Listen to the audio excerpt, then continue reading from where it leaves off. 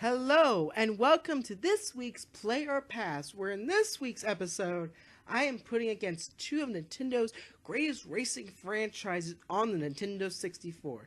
It's not F-Zero I'm putting against, but it's Mario Kart 64 and Diddy Kong Racing, both for the Nintendo 64. Great racing games. I'm going to dive into both of these games first before I give my opinion on which one you should play and which one you should pass on. Alright, let's start. So let's start with Mario Kart 64. I think that's the best place to start, mostly because that's the more well-known one, I think, than what Diddy Kong Racing is. Most familiar. So who directed it? It's Hideo Kano. I don't know what else he did. Don't think he really did much after that, but a producer was Shigeru Miyamoto.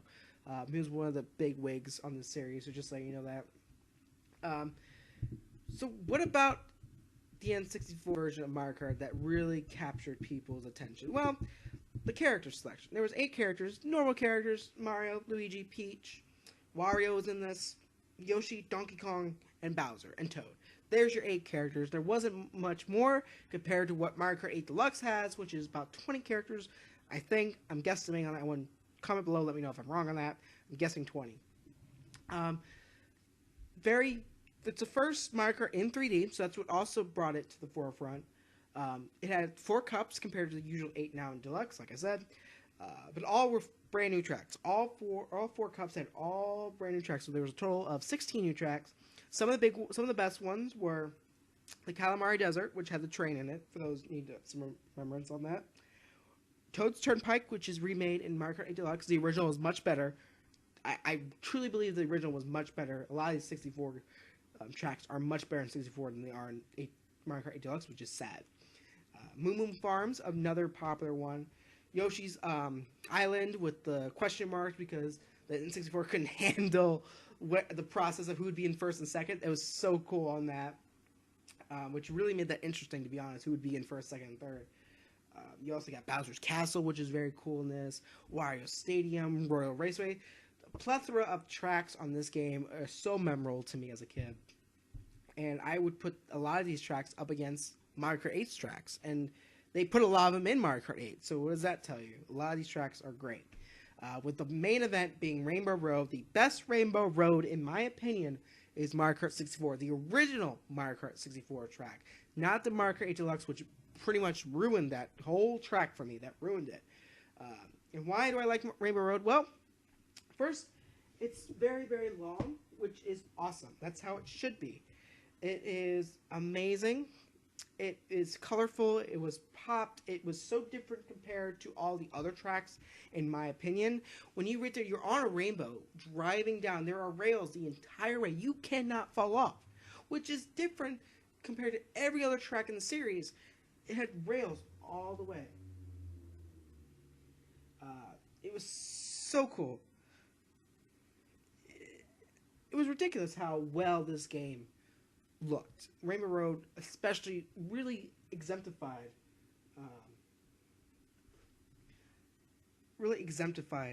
what this game could be, which is awesome. I think it really pushed the game. I also had a battle mode. I believe this was the first time battle mode was introduced. I may be wrong on that, but it was the first one in 3D, and it had 4 stages, Black Fort being the best one. So that's pretty cool in my opinion. Had a lot of fun with battle mode. Single player, not much single player here, unfortunately, which is really, really sad. But Mario Kart has never been known for its single player content anyway, which is also sad. No online, for those wondering at this time, so it was all local multiplayer, and I remember playing with my brother locally all the time on this. Very rarely. There was no 200cc, there was no mirror mode, as I know of. I think that came in Double Dash. But Mario Kart 64 did not have any, and I really do mean any involvement past 150. There was 150cc.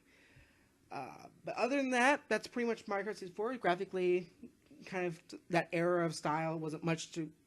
Now that we look back, it's not really that good. Back then, it was great. It was groundbreaking. So I do have to give it that. So let's move on to the other version of the aisle, which is Diddy Kong Racing.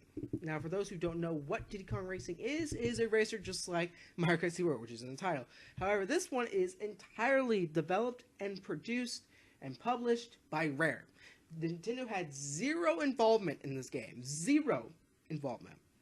Which is pretty amazing to think about because they used one of their characters, Diddy Kong, which came from Rare. Where Rare was handling the Donkey Kong games this time, and the new Banjo-Kazooie was coming out this time as well. But because I believe Banjo is getting delayed because they were doing a little bit more effort into it, they came out with this game, which is really, really cool. And what's really cool is they innovated with this. Not only was it a racing game, but it's a flying game and a boat game. And I think Mario Kart took aspects from Diddy Kong Racing from this. Later on, Mario Kart 7 and 8, yes, Diddy Kong Racing didn't have seamless transitions. You had to pick one or the other to race in. Unlike Mario Kart, which you can go seamlessly into one and the other. But you can still do this here. I think that was really groundbreaking for a game such as this. Tracks, really, really themed based. They were themed based. They really were. Like a lava sand world area, there was the winter area, there was the ocean area, and there was the flying area. So there were really 4 different sections, but all very unique tracks. And I will say the soundtrack in Diddy Kong Racing is one of the best soundtracks in a racing game, bar none. If you love music, Diddy Kong Racing has that beat that you just want to dance to, and it's so fun. It is so much fun to just drive. I would just go driving on tracks because I would love hearing their music that much. And it was back in the day when they didn't have CDs and you couldn't go on YouTube to check out music. You had to literally play the game and just listen to music. It was so much fun. Now, speaking of playing the game as a single-player content, that had a story mode in it, which is amazing how it has story mode. Diddy Kong really surprised me with this because Mario Kart 64 came out a couple months earlier. Mario Kart 64 came out in February in North America. Diddy Kong Racing came out in that November of 1997. It had a story mode to it. It's one of the few racing games that did have a story mode. You had the main villain. I remember that Whiz Pig fight at the end is so cheap. That one, not the second one. The first one was so cheap. And then after you beat him, you unlock a whole nother section of the world. It is so cool. I love it. The characters in this were very unique. You had Diddy Kong, you had Tip Top, you had Tipsy, you had Banjo, you had Whiz Pig. It was so much fun. And I would really play this game again. I really would love a sequel to this game. It's one of the few games I would really, really play again. So, I guess you guys can already guess where this is going.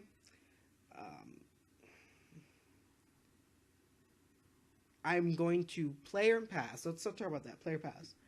I'm going to play on Diddy Kong Racing and pass on Mario Kart 64. Why?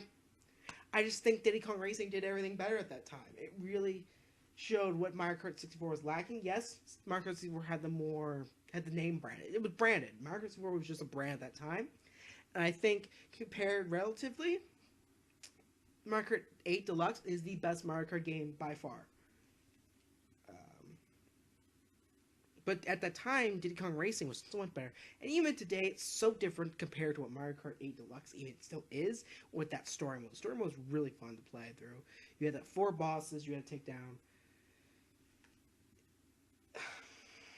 I just wish that Mario Kart takes a stab at what Diddy Kong is and really play that aspect of it with story mode. I think Mario Kart could have a great story mode, just like Smash could have a great story mode, but they need to put the effort into it and stop making it just a racer. So in the end, guys, I am picking play on Diddy Kong Racing and passing on Mario Kart 64. What are your thoughts on my decision of playing on Diddy Kong Racing and passing on Mario Kart 64? Leave a comment below and let me know what are your thoughts on if there is another racer that would be better than these two racers. I can think of one, F-Zero. I know you guys are going to put down in the comments, so I'm beating you to that punch right now. And also like the video, because it really does help promote the video and give it exposure. That way more people can look at it and then comment and give their opinions on the matter as well. And as always, follow me on Twitter at Temple of Games just to get the latest updates. Again, I apologize for the lateness of this video. I had to re-record it, so I do apologize for that. As always, guys, have a wonderful day. Be safe. Thank you.